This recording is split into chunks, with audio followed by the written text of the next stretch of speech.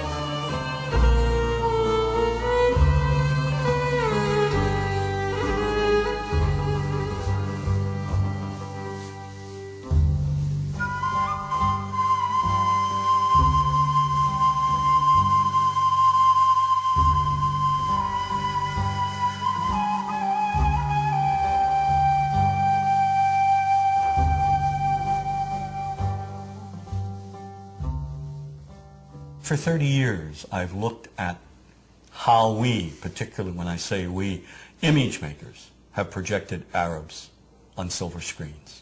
In my latest book, Real Bad Arabs, How Hollywood Vilifies a People, I looked at more than 1,000 films. Films ranging from the earliest, most obscure days of Hollywood to today's biggest blockbusters.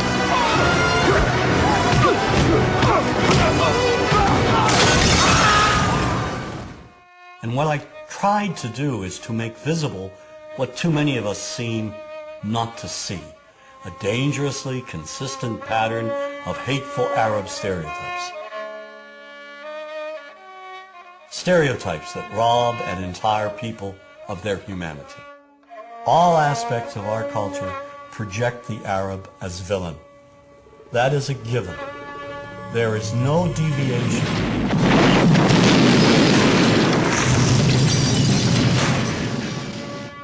We have taken a few structured images and repeated them over and over again. You are hostages of the Holy Freedom Party. Now, whether one lives in Paducah, Kentucky or Wood River, Illinois, we know basically the same thing. Listen to the sound of our God. We know the mythology.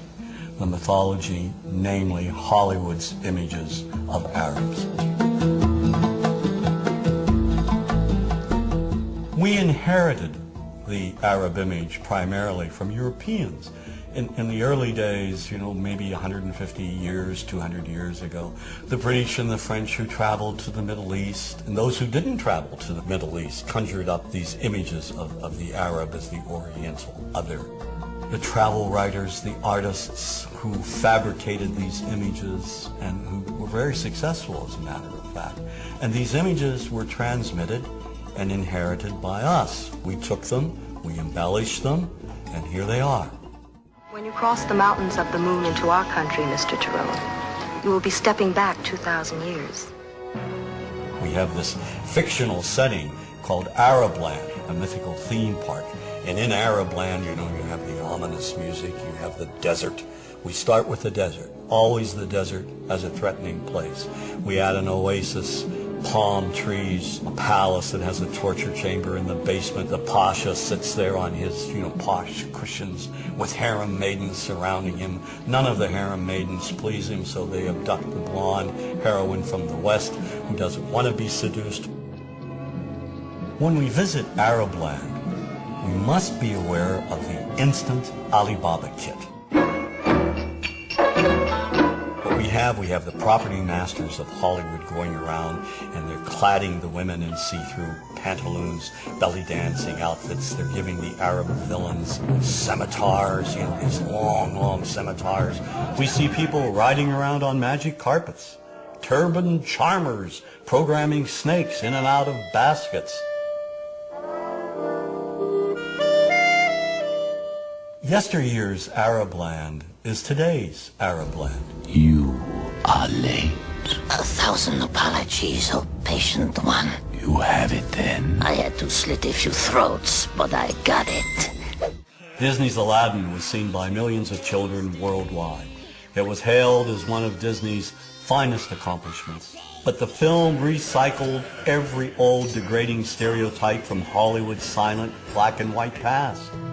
Oh, I come from a land, from a faraway place, where the caravan camels roam, where they cut off your ear if they don't like your face. It's barbaric, but hey, it's home. Where they cut off your ear if they don't like your face. It's barbaric, but hey, it's home. Now, how could a producer with a modicum of intelligence, just a modicum of sensitivity, let a song such as that open the film? But this moves way beyond one song. You must be hungry. Here you go.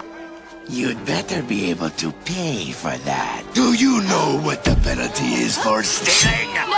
No, please. The Arab is one-dimensional caricature, cartoon cutouts used by filmmakers as stock villains and as comic relief. And so over and over we see Arabs in movies portrayed as buffoons, their only purpose being to deliver cheap laughs. You see this in the Joey Heatherton film, The Happy Hooker Goes to Washington. Every night I was forced to perform unspeakable acts with circumcised dogs. Oh, dogs are better than sheep. They're cleaner, I know, I've tried both. And over again they're portrayed as inept. So, in a movie like True Lies, not only are the Arabs dangerous, they're also incompetent. Aye, we are all prepared to die. With one turn of that key, 2 million of your people will die instantly. What key? That key! Who's taking the key? One actor who excels in his portrayal of Arabs as buffoons is Jamie Farr in Cannonball Run 2. I have a weakness for blondes and women without mustaches. All the stereotypes are here. Too rich and stupid to know the value of money. Get me 12 sweets. Better yet, the entire floor. And of course he's oversexed, lecherous, uncontrollably obsessed with the American woman. Here, my desert blossom. Give the change. Have you ever considered joining a harem?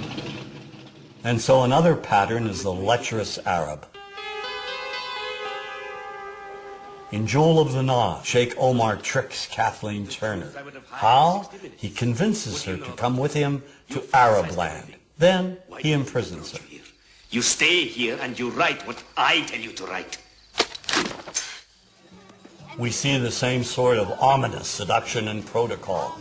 The entire plot revolves around an Arab emir's infatuation with the blonde, blue-eyed Goldie Hawn. In the Bond film, Never Say Never Again, Kim Basinger is abused by the most sleazy-looking Arabs imaginable. She's tied to a pole, stripped to her underwear, and auctioned off to primitive-looking Bedouins. And in Sahara, Brooke Shields is also kidnapped and presented to the lecherous Arab sheikh for his own perverted pleasure. Get away from me, you dirty thief! More than 300 movies, nearly 25% of all Hollywood movies that in one way or another demean Arabs contain gratuitous slurs, or they portray Arabs as being the butt of a cheap joke. We were going in a Mecca, see, and the plane is full of Arabs with these animals. Goats, sheep, chickens. I mean, they don't go anywhere without their goddamn animals. We had to put plastic in the cabins. You know, they urinate, they defecate. You have films by Neil Simon, like Chapter 2. The beginning of the film, the protagonist arrives back from London, and his brother says, "How was London?" And he says, "Full of Arabs." How was London? Full of Arabs. Well, imagine if he had said, "Full of blacks, full of Jews, full of Hispanics." I mean, that's ridiculous. Why do we do these things? We got a bite. One of the most offensive films with the gratuitous images, Father of the Bride 2. It features Steve Martin selling his house to a Mr. Habib. Justin, we like house very much. When you can move out? Excuse me?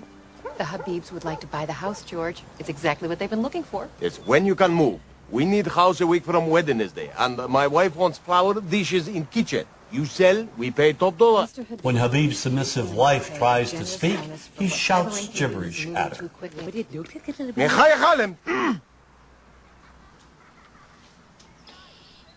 And then he offers Martin a $15,000 cash bonus to move out in 10 days. Making real estate history here, George. When Martin tells Mr. Habib that he doesn't want to sell the house,